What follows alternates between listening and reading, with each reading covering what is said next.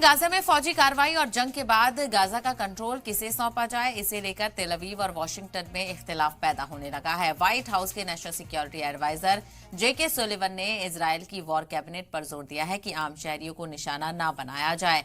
Riyadh से तेल अवीव पहुंचे सुलिवन ने गुज़िश्ता दिनों नेतन्याहू और इजरायली वॉर कैबिनेट से मुलाकात की।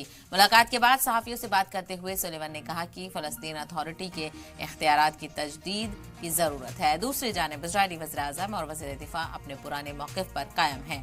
नेतन्याहू ने कहा कि हमास के मुकम्मल खात्मे को लेकर अब वो पहले से ज्यादा पुरज़्म है, जबकि यूओव गैलेट का कहना है कि हमास के मुकम्मल सफाई के लिए कई महीने दरकार होंगे। दूसरी जंगबंदी को लेकर आलमी सतह पर एहतजाज भी तेज होता जा रहा है।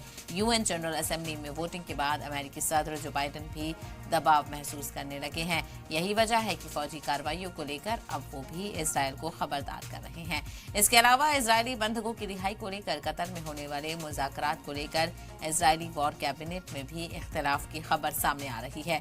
बेनी गांट्ज़ और मोसाद चीफ मुज़ाकरात को दोबारा शुरू करना चाहते हैं, लेकिन वज़ीर आज़म और वॉर कैबिनेट ने इसकी इजाजत नहीं दी।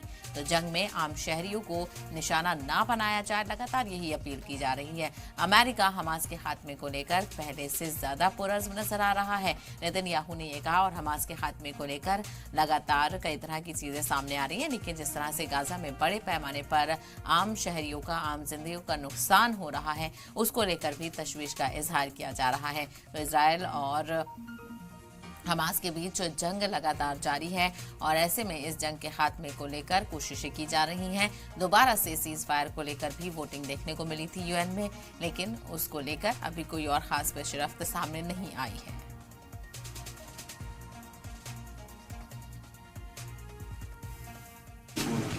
It's good to see you again. Thank you for coming in. And thank you for your support. Well, thank you for having me. I'm very much looking forward to this meeting, and you have the support of the United States as you take on this terrorist threat. Thank you. Thank you.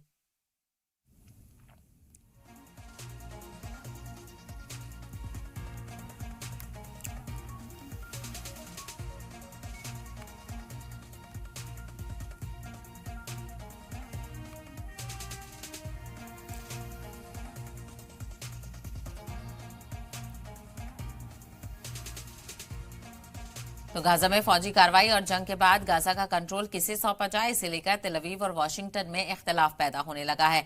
White house के national security adviser जेके Sullivan ने Israel की war cabinet पर जोर दिया है कि आम शहरियों को निशाना न बनाया जाए। रियाद से तेल अवीव पहुंचे सुलिवन ने गुज़िश्ता दिनों नेतन्याहू और इजरायली वॉर कैबिनेट से मुलाकात की। मुलाकात के बाद सहाफियों से बात करते हुए सुलिवन ने कहा है कि फलस्तीन अथॉरिटी के इख्तियारात की तजदीद की जरूरत है। दूसरी जानिब इजरायली वज़ीर आज़म और वज़ीर दिफा अपने पुराने मौक़िफ़ पर कायम हैं।